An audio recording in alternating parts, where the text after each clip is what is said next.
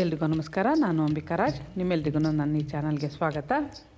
ಸ್ವಿಟ್ಜರ್ಲೆಂಡ್ನಲ್ಲಿ ಇವತ್ತು ನಮ್ಮ 2ನೇ ದಿನ.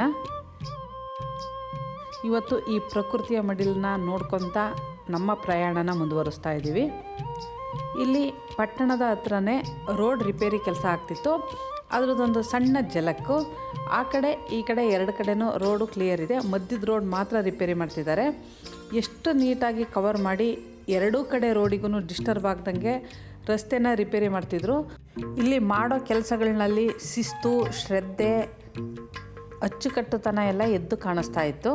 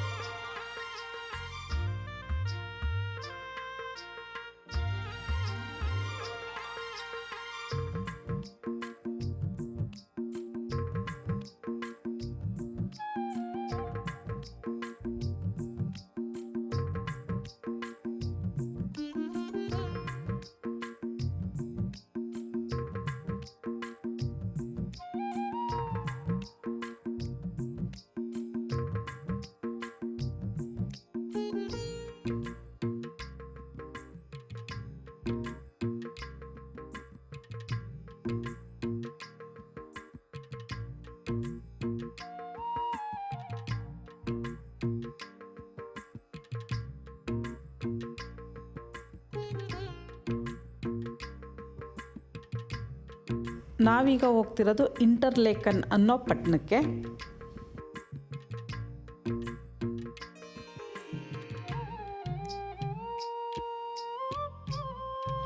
ಎರಡು ಸರೋವರಗಳ ನಡುವೆ ಈ ಪಟ್ಟಣ ಇರೋದ್ರಿಂದ ಇದಕ್ಕೆ ಇಂಟರ್ಲೇಕನ್ ಅಂತ ಹೇಳಿ ಹೆಸರು ಬಂದಿದೆ. ಒಂದು ಕಡೆ ಬ್ರಿಯಾಂಟ್ ಸರೋವರ, ಇನ್ನೊಂದು ಕಡೆ ತುನ್ ಅನ್ನೋ ಸರೋವರ. ಇವೆರಡರ ಮಧ್ಯೆ ಈ ಸಿಟಿ ಇದೆ. ನಾವೀಗ ನೋಡ್ತಿರೋದು ಒಂದು ಸರೋವರ ಮಾತ್ರ. ಇದರ ನಂತರ ನಮಗೆ ಈ ಪಟ್ಟಣ ಸಿಕ್ಕುತ್ತೆ. ಅದರ ಇನ್ನೊಂದು ಪಕ್ಕದಲ್ಲಿ ಇನ್ನೊಂದು ಸರೋವರ ಇದೆ.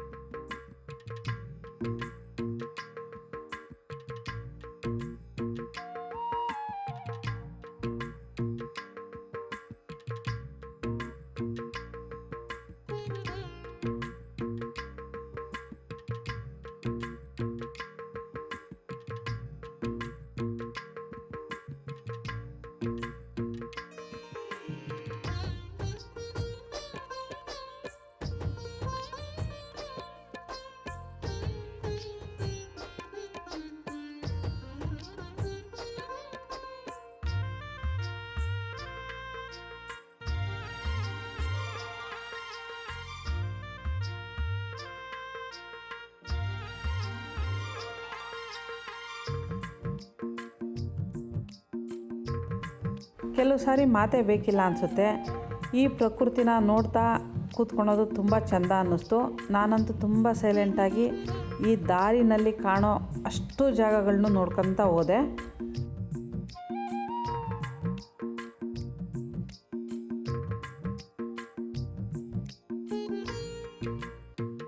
ನಾವು ಹೋಗ್ತಿದ್ದ ಬಸ್ಸು ಅಷ್ಟೇ ತುಂಬ ಫಾಸ್ಟ್ ಇರಲಿಲ್ಲ. ನಿಧಾನವಾಗಿ ಹೋಗ್ತಿರೋದ್ರಿಂದ ನನಗೆ ಈ ಪ್ರಕೃತಿ ಸೌಂದರ್ಯನ ಸವಿಲಿಕ್ಕೆ ಸಹಾಯ ಆಯಿತು.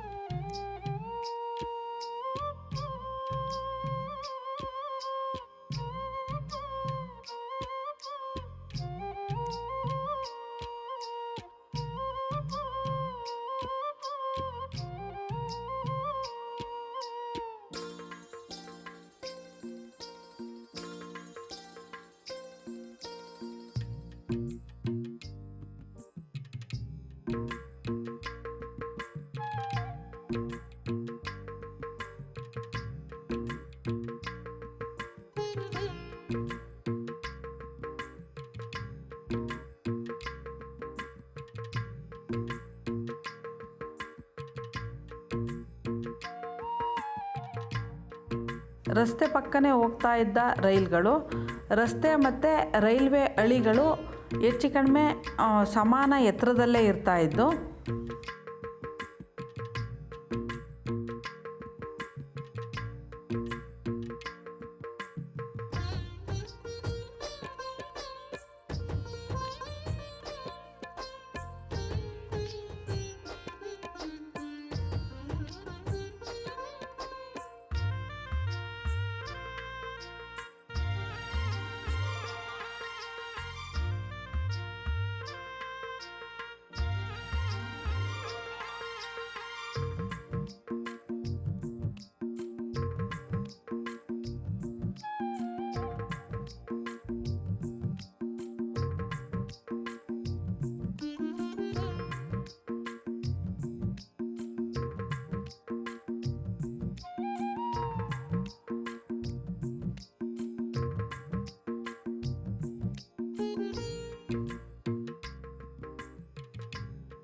ಇಲ್ಲಿ ಊರು, ಪಟ್ಟಣಗಳು, ಹಳ್ಳಿಗಳೆಲ್ಲ ಅಷ್ಟೇ ತುಂಬ ಶಾಂತವಾಗಿರ್ತಿತ್ತು. ಗಲಾಟೆ ಗದ್ದಲ ಏನೂ ಕೇಳಿಸ್ತಿರ್ಲಿಲ್ಲ.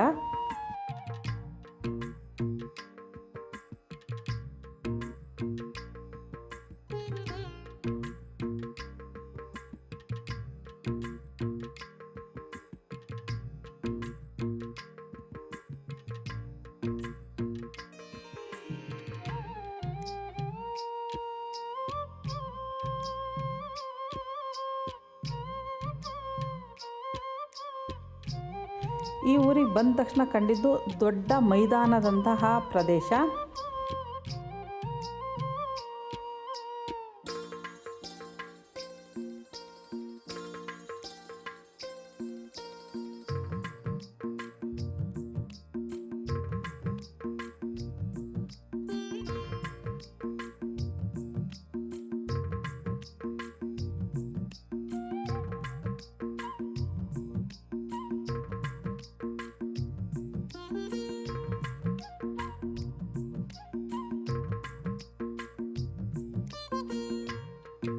ಇಲ್ಲಿ ಮೈದಾನದಲ್ಲಿ ಮೊದಲಿಗೆ ಕಣ್ಣಿಗೆ ಬಿದ್ದಿದ್ದು ಪ್ಯಾರಾಗ್ಲೈಡಿಂಗ್ನಿಂದ ಕೆಳಗಡೆ ಇಳಿತಾ ಇದ್ದಂತಹ ಜನಗಳು.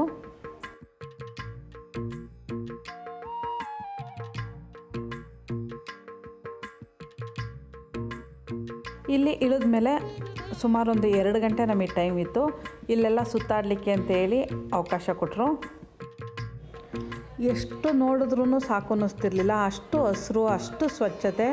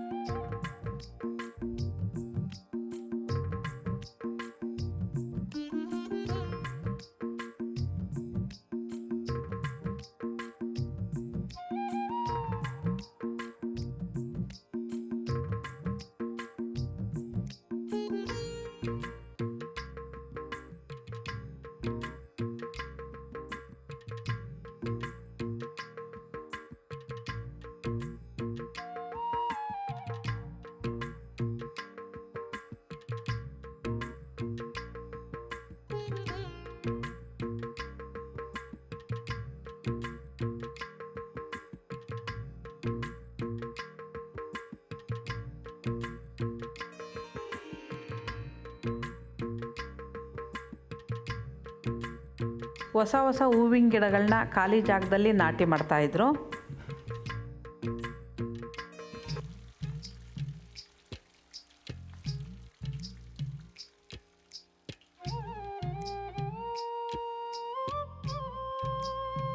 ಸ್ವಿಟ್ಜರ್ಲ್ಯಾಂಡ್ ಬಗ್ಗೆ ತುಂಬ ಜನಕ್ಕೆ ಪರಿಚಯ ಮಾಡಿಕೊಟ್ಟಿದ್ದು ನಮ್ಮ ಇಂಡಿಯಾದ ಯಶ್ ಚೋಪ್ರಾ.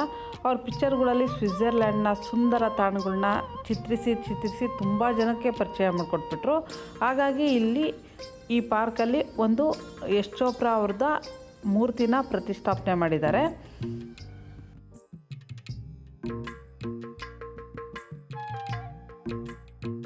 ಸುಮಾರು ಜನ ಅಲ್ಲಿ ನಿಂತ್ಕೊಂಡು ಫೋಟೋ ತೆಗೆಸ್ಕೊಂತಿದ್ರು. ದಿಲ್ವಾಲೆ ದುಲ್ಹನಿಯಾ ಲೇ ಜಾಯೆಂಗೆ ಫಿಲಮಿಂದು ಸುಮಾರು ಸೀನ್ಗಳನ್ನೆಲ್ಲ ಈ ಏರಿಯಾದಲ್ಲೇ ಶೂಟ್ ಮಾಡಿದ್ದಾರೆ. ಅದೆಲ್ಲ ಜಾಗ ನೋಡಲಿಕ್ಕೆ ಒಂದು ದಿನ ಪೂರ್ತಿ ಬೇಕಾಗುತ್ತೆ. ನಮಗೆ ಅಷ್ಟೊಂದು ಟೈಮ್ ಇರಲಿಲ್ಲ.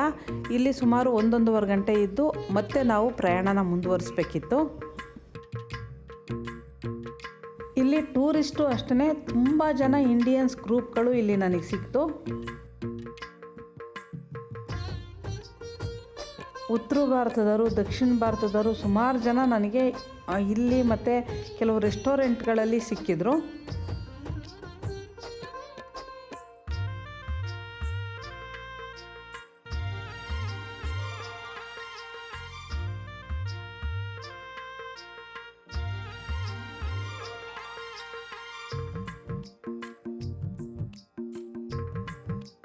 ಪ್ರಪಂಚ ಎಷ್ಟು ಚಿಕ್ಕದು ಅಂತ ನನಗೆ ಸಡನ್ನಾಗಿ ಅನ್ನಿಸ್ಬಿಡ್ತು. ಯಾಕೆಂದರೆ ಇಲ್ಲಿ ನಮ್ಮ ಪಾಡಿಗೆ ನಾವು ಈ ಪಾರ್ಕೆಲ್ಲ ಸುತ್ತಾಡ್ತಾ ಇದ್ದಾಗ ನನ್ನ ಹಸ್ಬೆಂಡ್ ಕೊಲೀಗೊಬ್ಬರು ಇಲ್ಲಿ ಸಿಕ್ಕಿದ್ರು. ಇವರು ನಮ್ಮ ಮನೆಯವ್ರ ಜೊತೆ ಇವ್ರ ಕಾಲೇಜ್ನಲ್ಲೇ ಕೆಲಸ ಮಾಡಿದಂಥವ್ರು, ಜಗದೀಶ್ ಅಂತ. ಅವರು ಫ್ಯಾಮಿಲಿ ಜೊತೆ ಟ್ರಿಪ್ ಬಂದಿದ್ದರು. ಈ ಜಾಗದಲ್ಲಿ ಸಡನ್ನಾಗಿ ಸಿಕ್ಕಿದ್ದು ನನಗೆ ಆಶ್ಚರ್ಯ ಅನ್ನಿಸ್ತು. ಅವರು ಬೇರೆ ಪ್ಯಾಕೇಜ್ ಟೂರ್ನರ್ ಜೊತೆ ಬಂದಿದ್ದರು.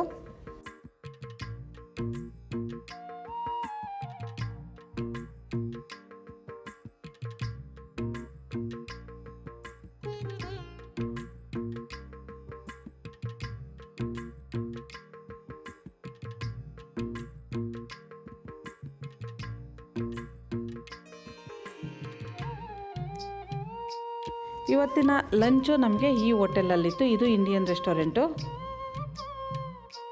ಇಲ್ಲೆಲ್ಲ ರೆಸ್ಟೋರೆಂಟ್ಗಳಲ್ಲಿ ಊಟದಾಲು ಗ್ರೌಂಡ್ ಲೆವೆಲಲ್ಲಿದ್ದರೆ ವಾಶ್ರೂಮು ಮತ್ತು ವಾಶ್ ಬೇಸಿನ್ನು ಎಲ್ಲ ಸ್ವಲ್ಪ ಕೆಳಗಡೆ ಅಂದರೆ ಅಂಡರ್ಗ್ರೌಂಡ್ನಲ್ಲಿರುತ್ತೆ.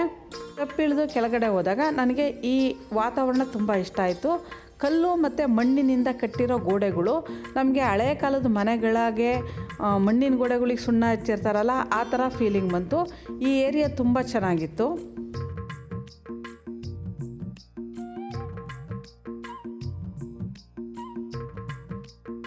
ಇಲ್ಲಿ ಊಟ ಮುಗಿಸ್ಕೊಂಡು ನಮ್ಮ ಪ್ರಯಾಣನ ಮುಂದುವರಿಸ್ತಾ ಇದ್ದೀವಿ.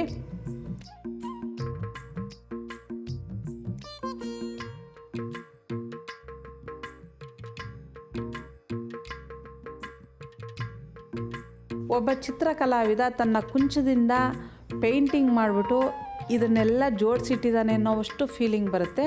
ಅಷ್ಟು ಚೆಂದ ಕಾಣಿಸ್ತಾ ಇತ್ತು.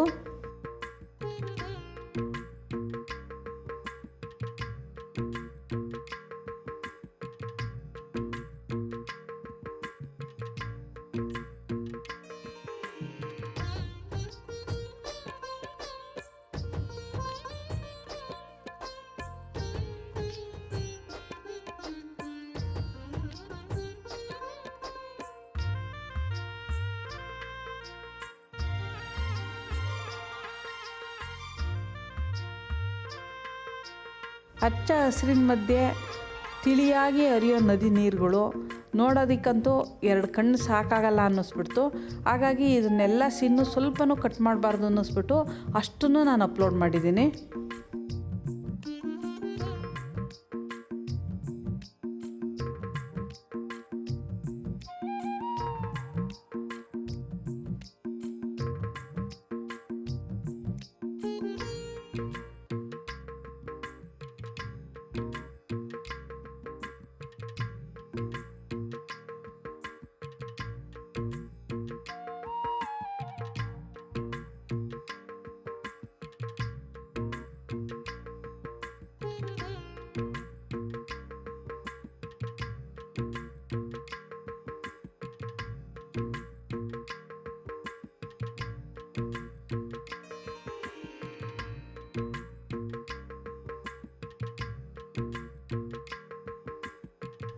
ತುಂಬ ಚಳಿ ಮತ್ತು ಸ್ನೋಫಾಲ್ಸ್ ಜಾಸ್ತಿ ಇರೋದ್ರಿಂದ ಇಲ್ಲಿ ಮರ ಉಪಯೋಗಿಸಿದ್ರೆ ಬೆಚ್ಚಗೂ ಇರುತ್ತೆ ಮತ್ತು ಸ್ನೋನ ಕ್ಲೀನ್ ಮಾಡ್ಕೊಳಕ್ಕೆ ಸರಿ ಹೋಗುತ್ತೆ ಅಂತ ಹೇಳಿ ಜಾಸ್ತಿ ಮರ ಯೂಸ್ ಮಾಡ್ತಾರೆ.